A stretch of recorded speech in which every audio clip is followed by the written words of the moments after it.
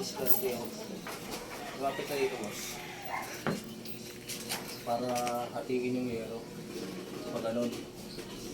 Kasi hindi naman yan kayang guntingin ng cutter. Pag ganun, hindi yan ano eh. So ganito, lalagyan mo na ng, kakating ka muna dito sa dulo. Tapos lalagyan mo ng pako. Tapos dulo-dulo yan. Tapos ganitong discard yan ang gagawin natin yan.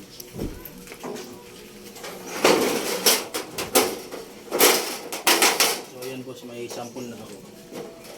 Ganito yung ganyan. Ayan. Para may hawakan ko.